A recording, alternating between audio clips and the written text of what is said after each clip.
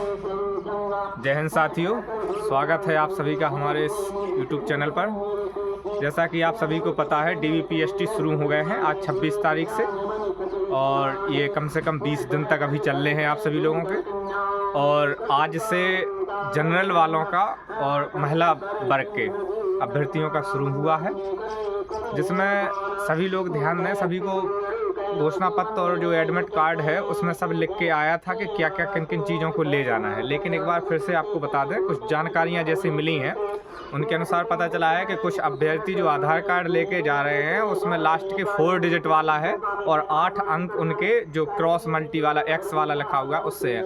तो ऐसा आधार कार्ड लेके ना जाएं।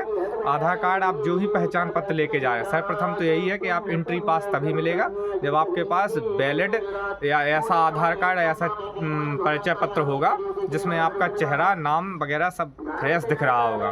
तो आधार कार्ड जो भी आपके पास है, या voter ID card, driver licence, या फिर जो आधार कार्ड है, तो वो लेके जाएं। उसमें पूरे डिजिट दिख रहे हों आपके, तो किसी भी चीज़ का हो, चाहे आपका पहचान पत्र हो, कोई भी प्रमाण पत्र हो।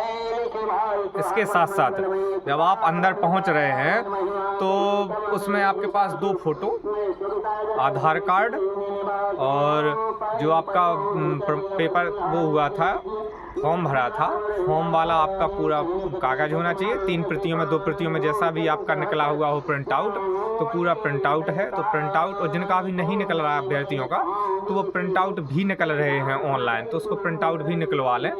तो प्रिंट आउट के साथ साथ सर्वप्रथम आपकी हाई स्कूल की मार्कशीट, इसके बाद इंटर की मार्कशीट, यदि कोई BA BSc लगाया है, ग्रेजुएशन भरा है, या जो भी शिक्षा के भरे हों, तो उन सभी को लेके जाएं। इसके बाद आपका शुरू होता है जाति निवास प्रमाण पत्र। जो EWS से संबंधित हैं, बिलोंग करते हैं, उनके लिए EWS का प्रमाण पत्र होना अनिवार्य है, जो आपने दिया गया होगा उसमें फार्म भरते समय, उसको लेके। और 2 कम से कम फ़ोटो होनी चाहिए, लेकिन आप लेके जाएं 5-6 फ़ोटो अपने लिए। और आपके एडमिट कार्ड में एक स्वघोषणा पत्र होगा। स्वघोषणा पत्र को हो सकता है वहीं पे भरवाया जाएगा, आप अपने स्वयं से ना भरें, कोई गलती ना करें, वहीं ले जाकर उसमें फ़ोटो एक संलग्न होगी, साथ में चिपकाई जाएगी पासपोर्ट साइज, उसको लेके जाएं, वहीं चिपका के डिक्लेरेशन फॉर्म कंप्लीट करवा लीजिएगा। ये सभी आपके कागज़ वही हैं जो आपने फॉर्म में दिए थे, समझ रहे? तो ये वो फॉर्म है जो आपके फॉर्म में दिए गए हैं, वो सारे कागज़ ले जाने हैं, मूल प्रति के साथ साथ 2 प्रति फोटोकॉपी सहित। जैसा कि आज 2-3 सेंटरों पर हमारी बात हुई है और साथियों से, तो जिन लोगों के द्वारा हमें सूचना मिली है, उन्होंने बताया गया है कि बहुत से लड़कों की जो EWS वाले आ रहे हैं, उनकी ये है कि जो प्रमाण पत्र बना है वो तो ठीक है, लेकिन वर्तमान समय में एक घोषणा पत्र अलग से बन रहा है एफिडेविट करके। तो उस एफिडेविट में आपका हाल का, आप तहसील से, अपने क्षेत्र संबंधित तहसील से जिससे भी हों आप, तो आप अपना प्रमाण पत्र लेके जाएंगे EWS वाला, तो एक नोटरी बनवा के जरूर ले जाएं उसमें। अगर आपके पास ये नोटरी नहीं होगी तो हो सकता है आपको वहाँ से वापस भी आना पड़े, या फिर आपको दोबारा वेरिफिकेशन में बुलाया जाए, जो भी उनका संबंधित कार्रवाई रहेगी तो उसमें बुलाया जाएगा। लेकिन ये गलती ना करें, क्योंकि आपके पास इतना समय रहता है महिलाओं के पास, क्योंकि वो उसी जनपद से हैं, तो वो तो ये है कि 1 घंटे में, 2 घंटे में बनवा कर ले भी आएंगे। लेकिन जो पुरुष अभ्यर्थी हैं उनको जाना है दूसरे जनपदों में, जैसे, और आप EWS से बिलोंग करते हैं, फिर आपको बनवाने में समस्या होगी, आप कहाँ घूमेंगे। इससे आप प्रयास कीजिए कि आप अपने जनपद में अपनी तहसील से ही बनवा कर ले जाए EWS वाला प्रमाण पत्र। जो बना हुआ है उसके आधार पे एफिडेविट लगेगा, उसको यहाँ से कंप्लीट करके ले जाएं। और कुछ बच्चे आज जानकारी में मिले हैं सेंटरों से कि बुला तो रहे हैं, जैसे 50, कहीं सेंटर पे 100 बुलाया गया है, तो 1-1, 2-2 बच्चे बाहर हुए हैं। जैसा कि आज अभ्यर्थियों, महिला अभ्यर्थियों में हाइट में अभ्यर्थी बाहर हुए हैं, बाकी ना ही वेट चेस्ट में, चेस्ट तो होता नहीं, हालांकि वेट में बाहर कोई नहीं हुआ है। डॉक्यूमेंट में कोई उनकी शिकायत नहीं आई है, ना कोई कमी अभी तक सुनने में आई 2-3 सेंटरों से जहां मेरी बात हुई है। हाँ, लेकिन हाइट में इशू रहे हैं, जिनके 0.5 से या 0.5 से कम, इतना ही था, ज़्यादा 1 सेंटीमीटर या 0.5, तो वही लोग गए हैं।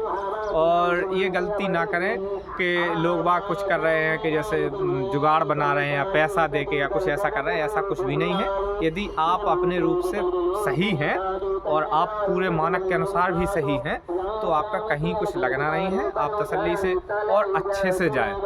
सर्दियों का समय चल रहा है भाई लोग, तो अपनी स्वास्थ्य को और अपने आप को सुरक्षित, यदि वाहन से जा रहे हैं, आप मोटरसाइकिल से जा रहे हैं, तो दोनों लोग हेलमेट लगा के जाएं, सुरक्षित वाहन चलाएं और ज़्यादा रेस में ना भगाएं, आराम से जाएं।